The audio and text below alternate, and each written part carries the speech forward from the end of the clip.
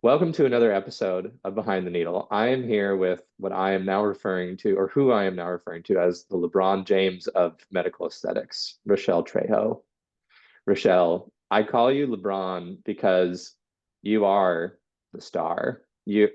Everybody goes to you for training. You're a Galderma and Allergan trainer, and you created Auri Aesthetics back in 2020. You have an incredible team.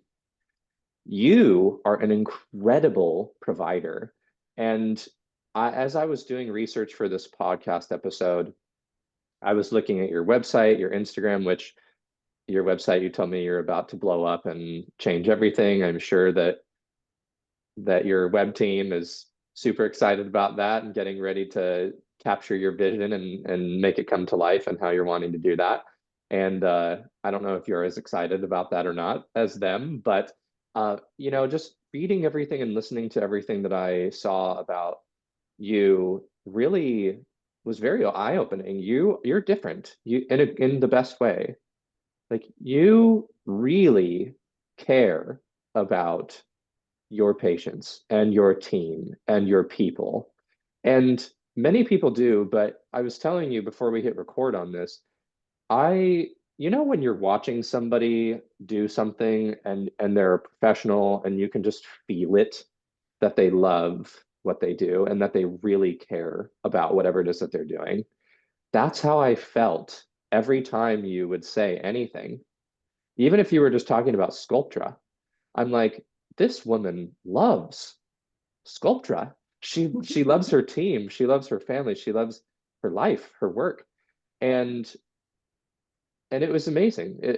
I'm so excited to be on this call with you, and I'm going to draw out the episode as long as I can, selfishly, so that we just talk. But no, I'm just kidding. But I really am excited because I think that what we're going to talk about today, I have a feeling that it's going to help many people have a reset about why they do what they do. And it's going to be a reminder for a lot of us about how important it is to slow down, to really slow down. And you've said that. And I know I'm just talking. I promise I'll let you talk in a second. No. You've said that though about how important it is to take your time with someone and give them the space and the time that they need rather than just have three patients in at the same time and needing to go bang, bang, bang and get through all of them as fast as possible. Because sometimes people will open up to you about things in the chair that if you were rushing through, they wouldn't have time to do. And you said something that was like, whoa. You said, yes, you might have made a lot of money that day if you had just gotten through all three of those, all 20 of those treatments that day.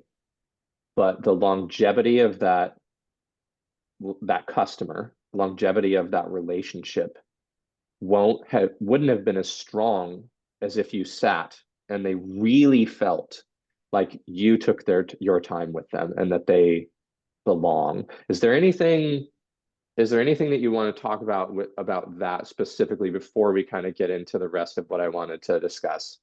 No, sure, absolutely. First of all, thank you for having me. I'm excited. I'm really excited to be here today, so thank you. Um, I would say, and we all know this, right? There's in Gilbert specifically, there's a med spa every 0.82 miles. Wow. Every 0.82 miles, there's a med spa. And that's an average because there could be some that are there Yes. Oh, are yeah. some that are That's closer an together. average. Yeah. No, Yeah. from where we are, literally 100 yards away, there's another med spa. Good friend of mine, love her to death. She's amazing. There's, what you could consider your competition. I don't consider that way. She's my friend. We collaborate, we talk all the time. But knowing that it is a heavily populated industry and we are all doing Google ads for the same Botox, the same Sculptra, we're all offering the same treatments. How are you going? And it's expensive. So then every single person that you get to call your office, you paid $100 for, $200 for, three, just for the phone call. Hmm. So it's expensive to get new patients. It's hard to get new patients. Yeah. I believe in keeping my patients. I believe in fostering those relationships so that way I get to build them for long term. A lot of my patients, so I've been practicing for 13 years. If you Hmm. go back and learn about my story, then Almost 14, right? yes, yes. It's And coming up on so 14. I I have a lot of patients that I have been seeing from the very beginning, and they've been there with me with my babies, their babies, all throughout. We when I get together with them, we just talk. We talk about life. We talk about their life, their kids, their family, their vacations, all the different things. Hmm. And I think part of what builds that relationship and fosters that relationship is time. It's just like anything. The greatest commodity that you have is time. And so if somebody's willing to sit in my chair and give me of their time, then I want to give them fully of mine. And so when I'm there at that moment, um, they have me. They have all of me to the point Yeah. where sometimes it's even frustrating for my husband because he's like, I cannot get a hold of you on your days where you're working. And I'm like, I'm sorry, call the front desk. Like, if you really need me, don't bother calling my cell phone because I'm not going to look at it. Call the No. front desk. If the house is burning down, that's how you're going to have to get a hold of me because I'm 100% there. And I believe that Yeah. that time and that relationship that I've been able to build with people over the years is what truly binds us together Yeah. because of This that. is this is something that you were either taught or you learned on your own, but either way, even if someone taught you this principle, you had to learn it on your own. I have it too. I believe the exact same thing you do. Yeah. Where do you remember where this came from? I think it might come back. I mean, now we're getting off deep, right? But I think about That's like, what we want here. yeah. This is behind the needle. I think it's that love language. I think a lot of it is that love language. And for me, time and physical touch are some of my biggest love languages. And so Yeah. you give the way that you want to receive. And so that's how I give is time. Um, and I think that's why, because I know what it means for me personally when Hmm. somebody's willing to give me their time, their attention, their everything. And so it's a way that I'm able to give that back. I would say that's probably mine, where it's come from, is I just know that value for myself. Do you ever have patients that you fire? Meaning, if this is your, if you give so intently and intensely, and you're really all there, do you ever have patients that you just feel like are there not to follow direction, or it's just not in alignment with your philosophy of aesthetics, and you're like, I don't think I'm the best provider for you. Here's some other recommendations. Yes, but I've never fired them. I've never told them like I'll never see you again. It's more in their best interest. So, for example, a patient who comes in and she wants lip filler, right? And I Hmm. do her lips. And then she comes back and she wants more. And it's like, okay, a little bit more. And then she comes back and she wants more. And she's showing me pictures of what she wants. And this is her ideal image. And for me, I can appreciate the beauty of that.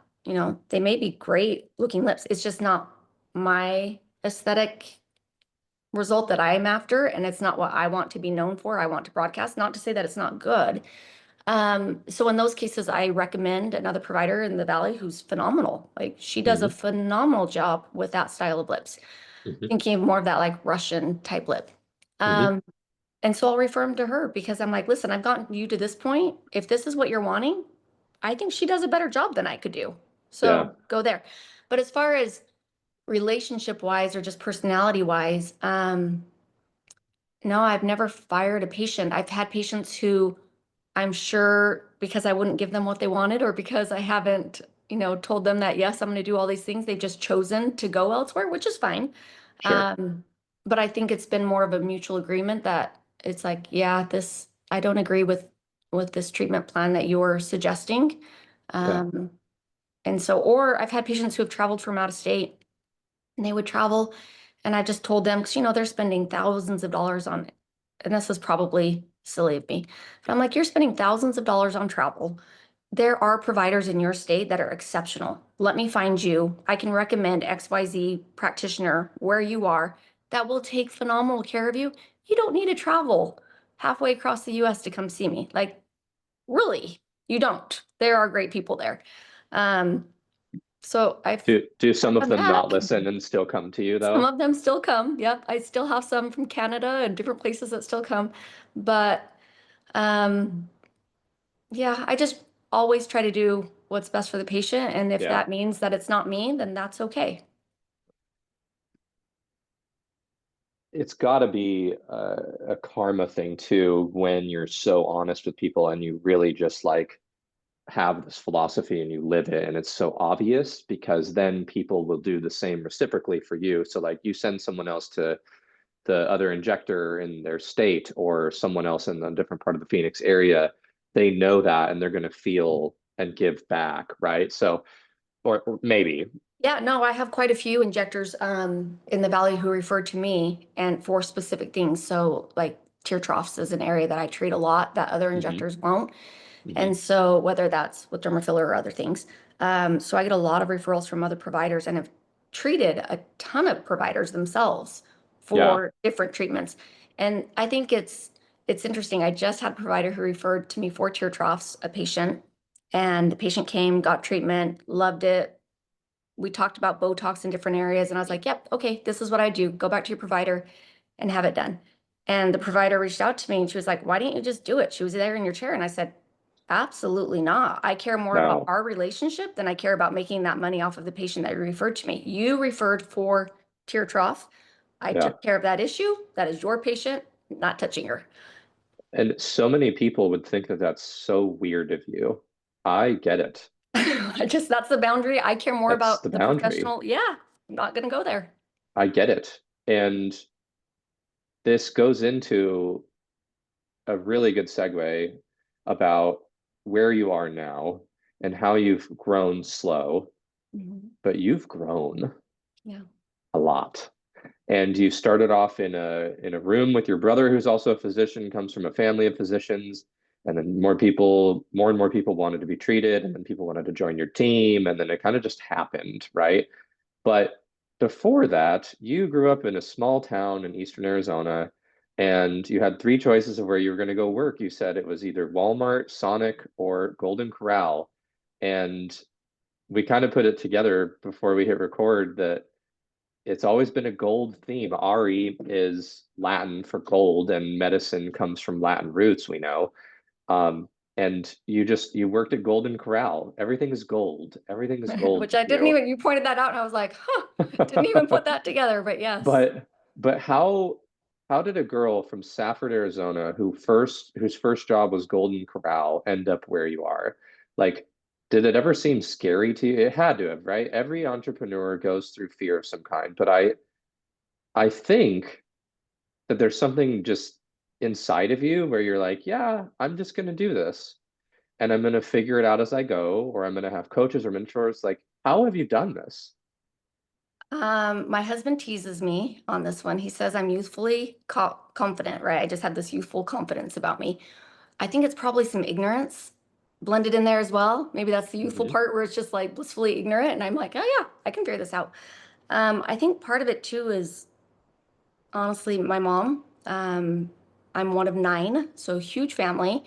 Yes. And we all were taught to work hard. Like we worked hard. We didn't have Yeah. a lot of money growing up, and so we lived comfortably, but we didn't have excess. So we learned how to work. And like I remember in high school her telling me like, "Listen, I can afford to put you through the community college here, but if you want anything else, you're going to have to do that on your own. Like I can't E do it for is you." that EA? Yeah, EAC is where my option was. And Yep. so at the time, I know it's a common practice now, especially here in the Valley, where you can do dual credits. You know, you can go Hmm. to high school and get college credits. That wasn't a thing when I was in No. high school or at EA. And I was the one Okay. who pioneered that at EAC. What do you mean you pioneered it? I got the college to do a contract with the high school so I could get dual credits and and got a full scholarship so that way I didn't have to pay for it. And so I kind of worked the system a little bit. No, you remade the system. Yeah, I kind of worked the system and I was like, wait a minute, why am I taking anatomy twice? This is crazy. Let's just take it at college. Let's make this count for both and let's move on.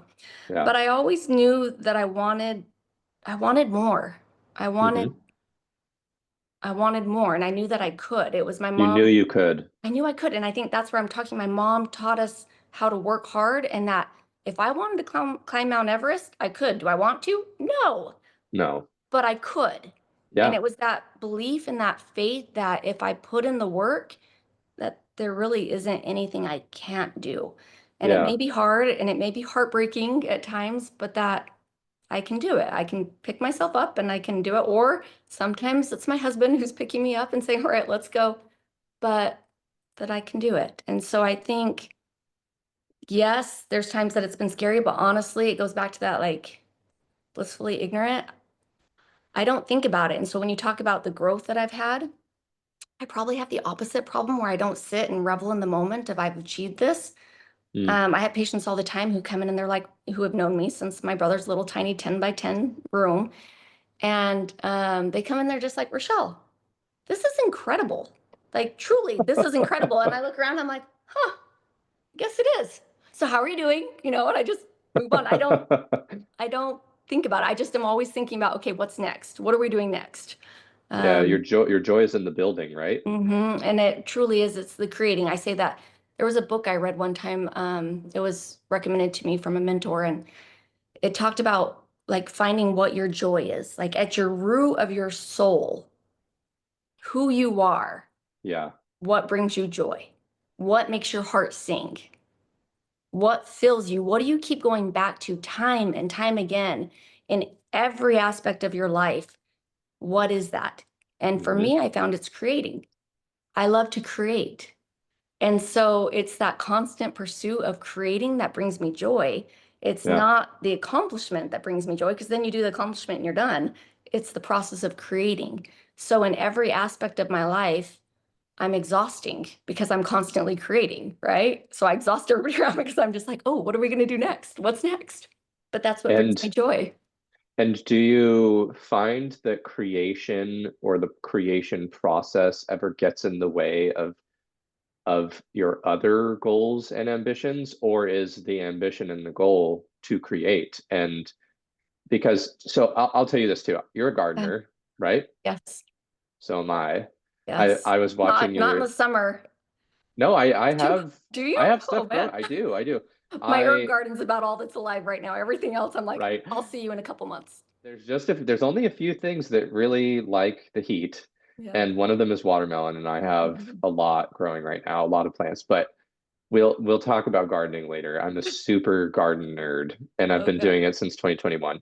But what did happen to me is I would love to start things, to Mhm. start creating things, but then I would always get sidetracked by starting to create other things too. Do you ever feel that way?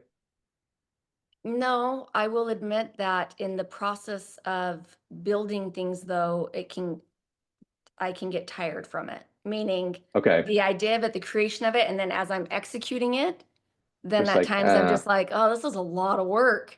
yeah. Um, I don't stop. For example, okay, this home was built in 2000, right? So it's that lovely orange peel texture throughout my house. Hmm. I smoothed out all the texture in my house personally, like every with single wall. with I look like a a meth sheet of house. sandpaper. No, I plastered it. I Oh plastered gosh. it and then I sanded it. So I would have like sheets of plastic, on different walls as I was working in a section, and it looked like a meth house at times because, there's How do just you know sheets of plastic. how do you know what a meth house looks like? Breaking Bad? Okay, You never okay. watched Breaking No. Just making sure. Just Bad? making Breaking sure. Bad. I don't know what. Maybe it's not a meth house. Maybe crack house. I don't know. Anyway, Sure. but Anyways, yeah, I didn't want to keep doing it after I got started. I like the idea of it, but as I'm doing it, I'm like, yeah. this is exhausting. I mean, I was getting carpal tunnel the whole thing from doing it, but I still finished it. So I can get tired in the process of it, and then I just have to remind myself, okay, this was my goal. This is what I Yeah. want. Now I've got to finish it. Yeah. But no, I don't tend to do a lot of different projects. I tend to get on one, finish That it, you know. but I can get tired as I'm doing it. I will Yeah. admit to that. Yeah. I feel that. I do. As you've been building and creating Ari, you go from a sole provider to having your first person working with you, and then so on and so forth. And now you have several providers other than you that are there. Um, how do you like keep the culture? Because you've said in other interviews before too, and nobody gets hiring right 100% of the time. You can't, because people can say and do whatever they think you want to hear.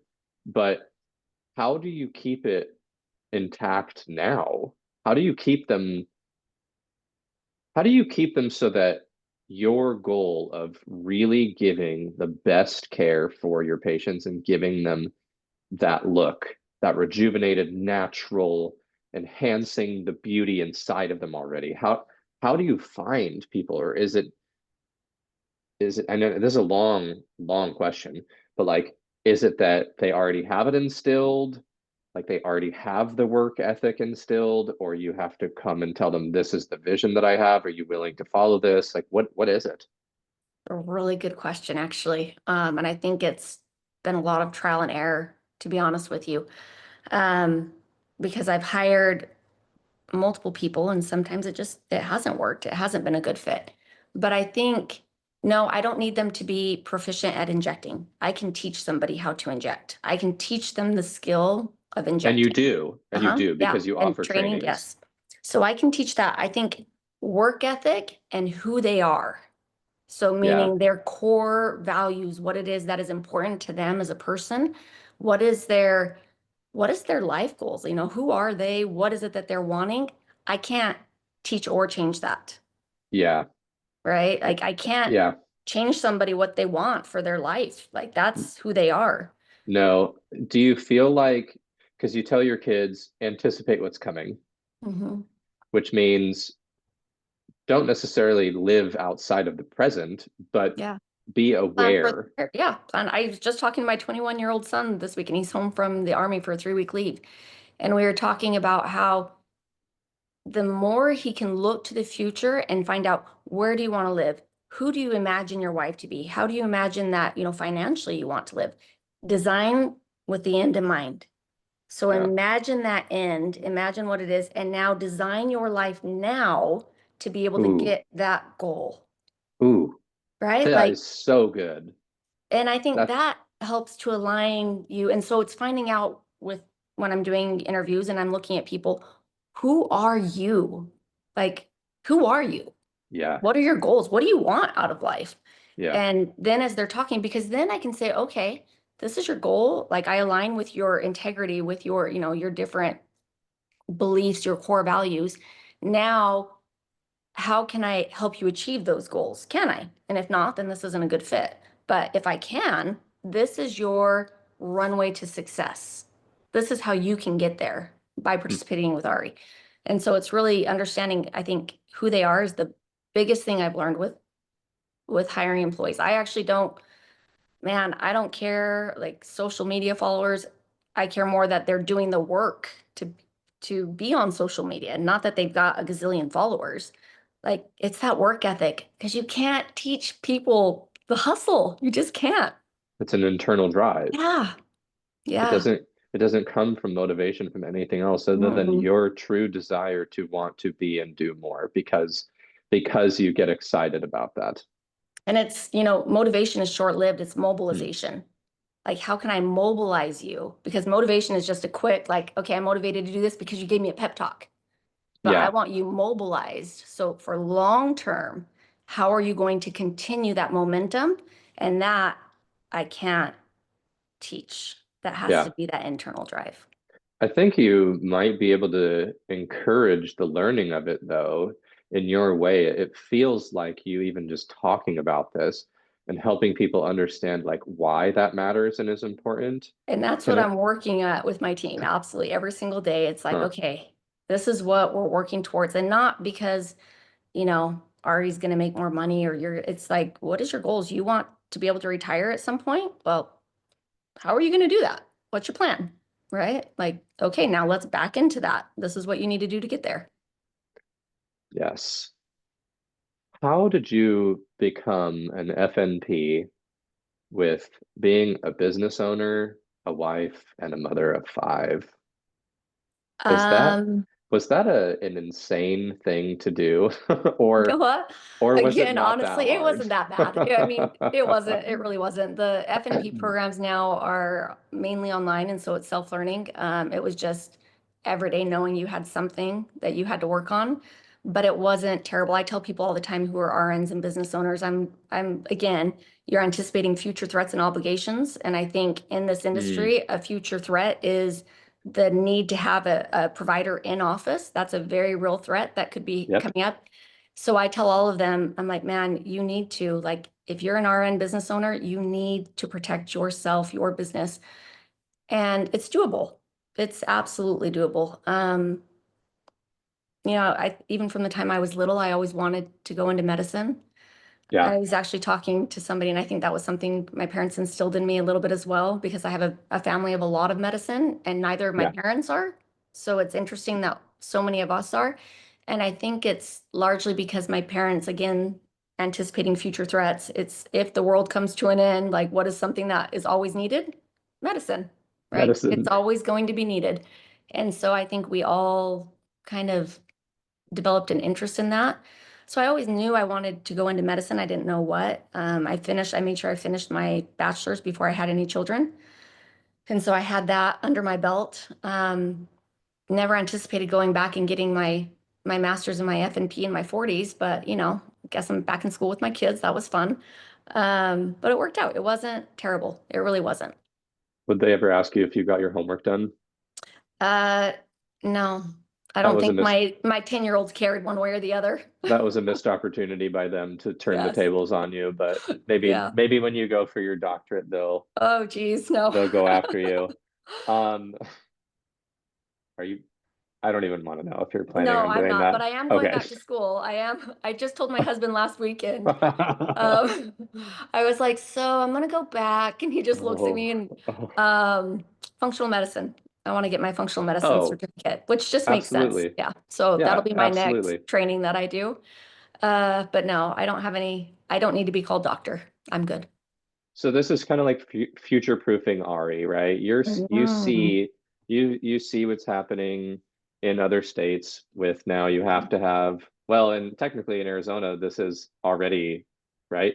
You Like you have to have to have have, yeah, good faith on visit on every single patient. And luckily, I have a phenomenal provider in my office who is a nurse practitioner. So she does our good faith visits, yeah and love her. She's sticking around because I don't want to do all of them. I'm like, you cannot leave. But yes, it's really just helping her. So the burden isn't all on her. I'll be able to do that yeah as well now. yeah. So you look at the future of aesthetics, and I asked someone in an interview months ago like will AI humanoids one day inject and will they do facials and all this stuff? It's not even about that yet because that's maybe years down the road. But right now, when you look at it, a regulation can change in a state in a month, Hmm. in an instant, really. But Hmm. like legislation could come through to where we're going to start fining people $100,000. I'm just Yeah. spitballing Yeah. $100,000 if you are not having at least an NPPA Mhm. or higher in terms of being there at the Yeah. visit. Yeah. And so you see that probably from other states too, maybe. Mhm. And Yeah. then you're No, like, absolutely. okay, We follow all the legal that's coming through the pipeline. yeah. So what else do you see happening like as we go through the rest of this decade with aesthetics? Is there other stuff that people need to start being aware of or bringing into the practice that is just exploding in popularity? Like GLP-1s really took off in the first half of this decade. They're still being used wildly all over, right? But like, what else is happening? Do people need to be aware of whether it's regulations or treatments or anything in order to stay relevant and stay ahead? Yeah, I think there's a lot. And you mentioned AI. I think AI is going to be huge. Like How do you think developing, it's going to be huge? What do you think it's a How do you tool. think? Oh Yeah. man, it's a powerful tool. Like, Yeah. but you have to learn how to orient yourself around it, how to use it. That's useful in your practice. We use AI every single day in our practice. Hmm. Hmm. We our KPIs, for example, we monitor our KPIs, and not only do we monitor them, we publish them to our team on a daily basis. Every single day, the entire team knows what the practice brought in, gross, how they contributed to that with everybody else. I mean, we're tracking gross numbers, we're tracking, I mean, everything, but Google reviews, how many memberships were booked, everything. And that orients the team so then they know what our goal is and they know Hmm. where we're at and how we're tracking towards that. It's a lot of work to do that on a daily basis. So my Heck husband's yeah. brilliant. And so he actually, I think it was 2,700 lines of coding that he got AI to do that took Hmm. the information from our EMR, ingested it, analyzed it, put it into a spreadsheet, broke it up, put all the KPIs, and then automatically kicked it out with a Autobot to Slack, our communication platform within our team.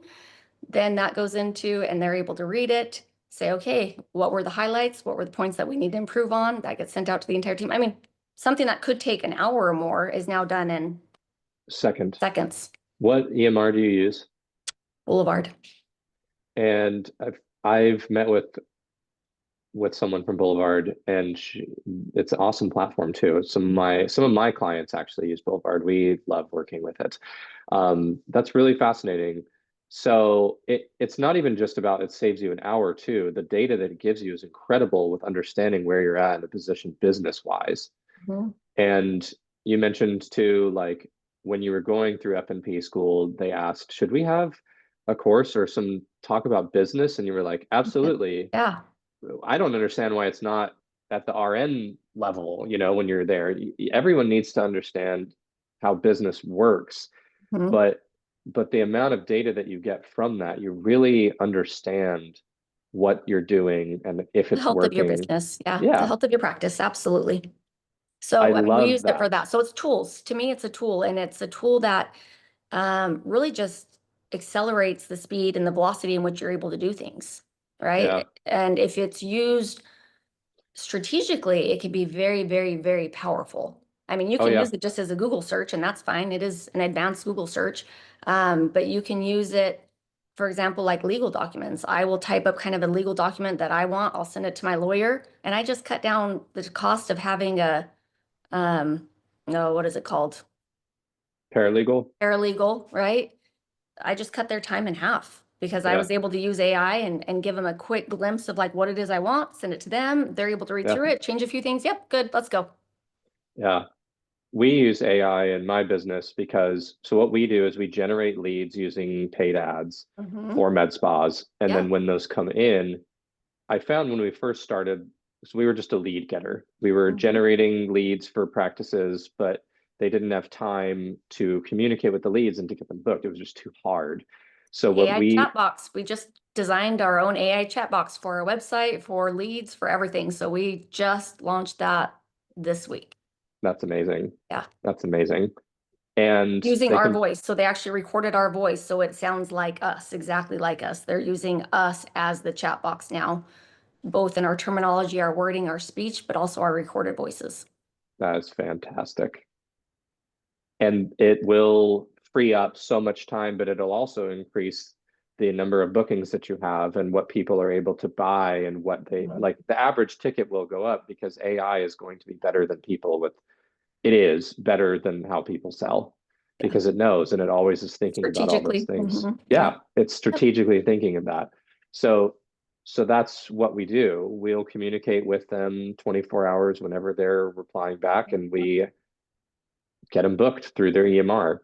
Um, I think that if you're not doing something like this now, you're behind because many people already are, Mhm. but it's just a way to continue to future proof what you're doing so that you're not missing and trying to figure out what do you do and how can you use AI in order to keep going. Like if this is helpful, so one thing that people can do is go to chatgpt.com and ask it, say, what AI tools are available? Tell them who you are. Say, I'm a med Yeah. spa practice owner or I'm a provider and say, this is what I do.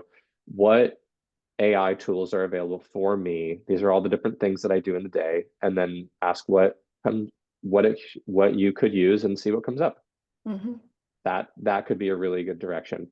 I have a couple of rapid fire questions for you. Let's go for it. And then if you want to talk about anything else, whether it's your academy or training or treatments that we didn't really dive into as much as you'd want to, we can do that. If you were going to be stranded on a deserted island for a month. What are the 2 or 3 skincare products that you would have to bring with you, other than SPF? I was gonna say, I mean, We know sunscreen. SPF is, Yeah. yeah, we know sunscreen is going to be number one. But what are the other 2 or 3? Um, some type of, and I know it's so funny because I told this to my esthetician and she thought I was crazy, but a retinol, some type of a retinol. She's like, Why'd you're you on an, think it was crazy? because Oh. she's like, you're on an island. You can't be. And I'm like, well, I have sunscreen, And you but have it's a big that, hat. yeah, I have a huge hat and sunglasses. So, but you need that skin cell turnover. It's so important to the health of your skin. So it would be something along those lines of retinol, um, some type of, I mean, in our office, we have daily power defense, which is going to be, your antioxidants, your moisturizers, that products all in one. That's just Mhm. building a healthy skin barrier. And then I love it an exfoliator. I thought maybe if I'm on an island, maybe the sand is going to exfoliate, but I'm like, so some type of exfoliator. It might, but it would be super painful, Yeah, I it probably think. wouldn't Dang be the it. best option. No. What do you, if you could share one message with your team, like just one thing that you really want them to know, what would you tell them? Mm, to be true to who they are. I think so many times in this industry, you can get lost in being the best and being in the limelight, and you see people on stage and you may even idolize them and think, oh, that's what I want. That's the epitome, the apex of this industry. And I think, you know what? It really isn't. It's being true to who you are, because that's where you're going to find joy and happiness, and that's where you're going to find people who align with you. And you'll find joy in being in that authenticity versus in trying to be something or someone you're not. You'll find more alignment in life. So I think that would be my one message, is just be true to who you are. Life is better when there's just that integrity and authenticity. Yeah. And then last thing, one thing would you tell your patients? That's a really good question. Um, And I know that it's kind of generalized because yeah, I everybody's know. I different just and went through everybody my needs, head and I thought of like the last 6 patients I saw and how every single one of them, but yesterday's message was, you are beautiful, right? You're perfect just the way you are.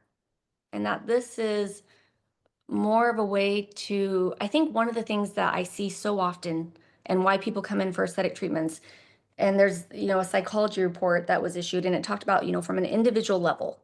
So not your family, not a group, just individual level. What are your priorities? And the top priority is that you want to feel good, because life is miserable if you don't feel good. And then the second, just under, is that you want to look good. And those two things are so that you can enjoy life, that you can enjoy this whole life experience that we're in. And so the reason that we, I think, get aesthetic treatments is because there's a disparity between the first two. You feel good, but maybe you don't look great. So you want those two to match.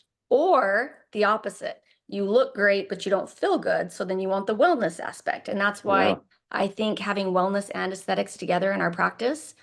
So when you think about future proofing, I think that is yeah, key. Having both of those, that regenerative, that wellness aspect, along with the aesthetic part, I think is truly key, because the more that you can bring those into alignment with each other, the more that patients are like, yes, that's what I was wanting. That's the missing part. So I think a lot of times people come in and they're trying to fix something with treatments, right? And it's like, no, that's not quite right. Like, let's find out what really is going on here. And and sometimes it is an aesthetic. Sometimes that's not what's going on. And sometimes it yeah, is. It's like, okay, this is what we need to focus on. Um, but I don't ever want anybody to feel like they need to fix something to be whole aesthetically, that they don't need something, that they can be okay with themselves and have that confidence in themselves, and know that they have value and worth in and of themselves without anybody or anything else, that yeah, they have value. They are important. They are worthy of all the goodness, all the love, all of the joy and happiness that life has to offer without anything else. I think that is what I would want them all to know and all to feel.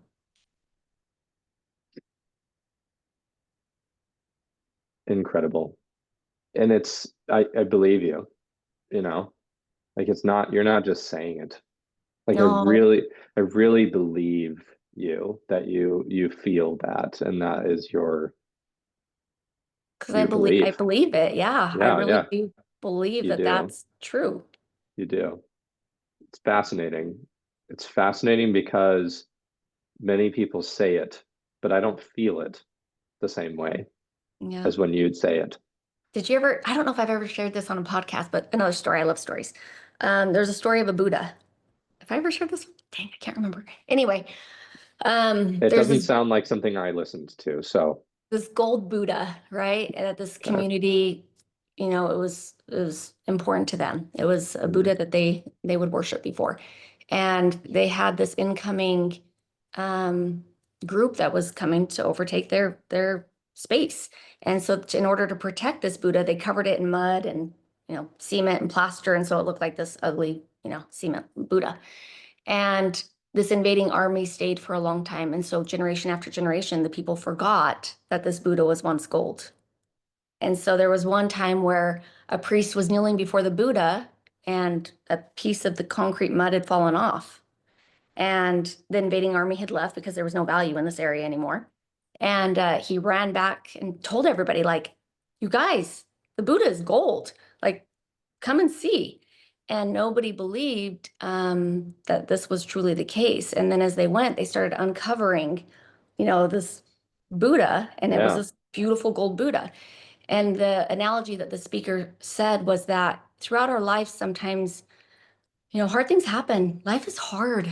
And it could be, that you were teased as a child and that you had a big forehead. That was something I was, teased about. But it could be anything. It could be that. It could be divorce. It could be the loss of a loved one, loss of a job, um, sickness, all these different things. But we put this plaster on to protect ourselves and to cover ourselves and to think that we don't have that worth. But that worth is not something that's earned. It's not something that's given. It's not, and it's just who you are. And I think that is really, truly this golden Buddha, again, gold, right? Um, but it truly is like the individual person does not do more to get worth, does not do less to get worth. It's they are worth and they have value just because they are them. mm, I love that.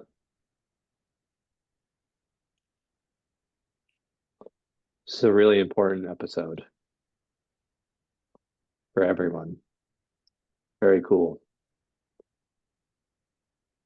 I I want to ask you more questions, but I almost feel like we should stop there because it has been so good. Maybe we'll do a part two in 6 to 12 months. Happy to do a part two. We can talk about all the training and all those things then. I think I my final thought would just be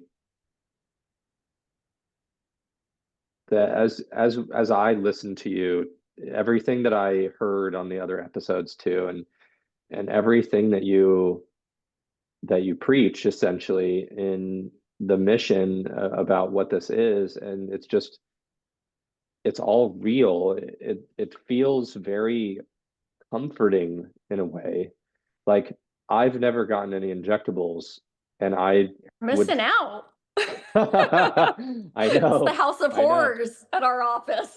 It's because I feel like a golden Buddha and that my mud and cement hasn't been caked on me yet. So I don't know if I feel that I need it yet. No.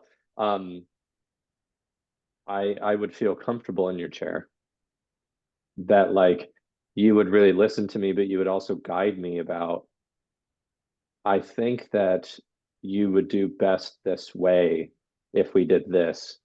And I got veneers 5.5 years ago from Brian Harris in the Phoenix area, and I came to him because I wanted Invisalign because I had gaps in like all of my top teeth between literally the top 8 to 10 teeth.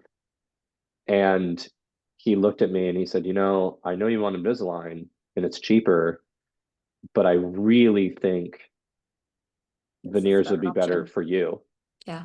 for your teeth, for your face, for who you are, for what you do.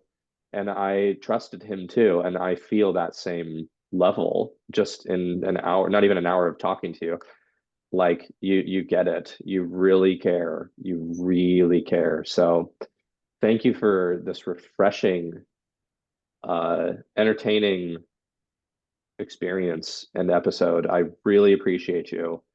And and thank you for sharing the growth and not making it in a way where it's like this is the goal to get it to this point, which by the way, your new space opened a month ago and from what I've seen is beautiful. It is Yep. phenomenally beautiful, but that's not necessarily the point. The point is to enjoy creating and doing what you love so that you feel fulfillment every day, Yeah.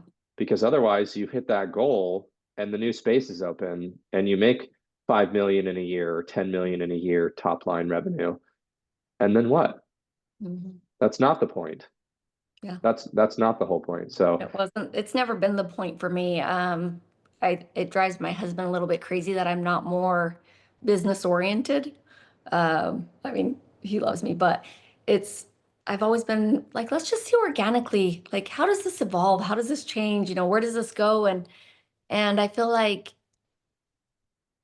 through that process, it's been able to be beautiful in the journey yeah, as we're able to create and build and grow something that has been sustainable, but also not, you know, money driven yeah, it's phenomenal. It is the example of how you grow something and feel from the heart, fulfilled from the heart growing it from the heart. and still be successful with it financially. It's absolutely wonderful. So if a patient wants to see you, the best way to call your office, go online and book. Either one. So yeah, our Okay. website or calling our office is probably the two best. Okay. Or And Instagram. Bios on Instagram too. I'll link all of those things in the show notes. And if when injectors want to be trained by you, which they all should, and you've trained so many people that I know, and I've trained thousands of people in Arizona e- now. Yeah. everyone gets trained by you. They they DM you. Is it on the website also? It is, but we're building a new academy website, Auri Academy. So we're Good, separating the two from aesthetics and academy. That's one of our website blow-ups we're doing. good. Um, and so it will be more streamlined. We have honestly the biggest offering in Arizona in terms of training. I hadn't actually realized that and spoken that, and just recently started looking at it and realized we really do, because now we're flying in other injectors from other states to do trainings with us. And so we have a very Yep. robust training. And so it's fun. I enjoy it. Awesome. Awesome. And yeah, But on the website for now is the best way to get information. okay. I'm looking forward to seeing the new website and to continue following along with everything you're doing, Rechelle. Thank you. Thank you very much. Thank Thank you. you. Appreciate your time. Thank you, guys. Take care of yourself, everybody.